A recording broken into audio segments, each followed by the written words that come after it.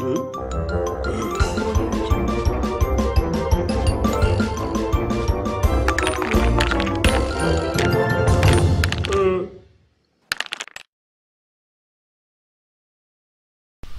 இருக்க எல்லா பொருளுமே சூப்பர் ஆஃபர்ல இருக்கு. லிங்க் கீழ இருக்க டிஸ்கிரிப்ஷன் பாக்ஸ்ல இருக்கு. மிஸ் பண்ணாம வாங்கி என்ஜாய் பண்ணுங்க.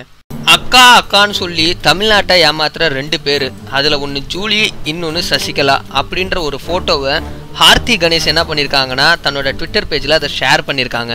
ஸ்டார்டிங்லயே ஹார்த்திக்கும் ஜூலிக்கும் ஒரு சின்ன தகராறு ஏற்பட்டுக்கிட்டு தான் இருந்துச்சு. வந்த முத நாளே எனக்கு இந்த பெட் வேணும், நீ அந்த பெட்டை எடுத்துக்கோ அப்படின்னு ஒரு சின்ன தகராறு மாதிரி பண்ணிக்கிட்டு இருந்தாங்க. ஸ்டார்டிங்ல காயத்ரி கூட சேர்ந்துக்கிட்டு ஹார்த்தி கணேஷ் என்ன பண்ணாங்கன்னா ஜூலியை போலின்னு சொல்லிக்கிட்டு வந்தாங்க. இதனாலேயும் என்னமோ தெரியல ரசிகர்கள்லாம் கோவம் ஆயிட்டு 2வது வாரமே ஹார்த்தி கணேஷை வெளியில அனுப்பிச்சாச்சு. வெளியே வந்ததுக்கப்புறம் ஹார்த்தி கணேஷ் மீடியா கட்டில் என்ன சொன்னாங்கன்னா, நான் உண்மையை தான் சொன்னேன், இப்போவும் சொல்கிறேன், அவள் போலியாக தான் நடிச்சுக்கிட்டு இருக்கா, அது உங்களுக்குலாம் புரியாது அப்படின்னு ரொம்பவே கோபமாக பேசினாங்க.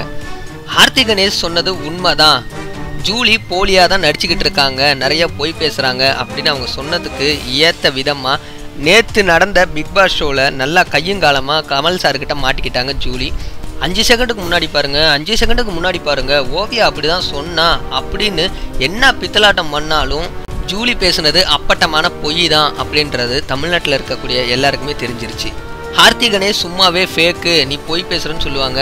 இந்த விஷயம் மாட்டினவனே நேற்று ட்விட்டர் பேஜில் அந்த ஃபோட்டோவை ஷேர் பண்ணியிருக்காங்க. ஆனால் அவங்க கீழே எதையுமே மென்ஷன் பண்ணலனாலும் நமக்கு தெரியாதா அவங்க ஜூலியை தான் சொல்கிறாங்கன்னு.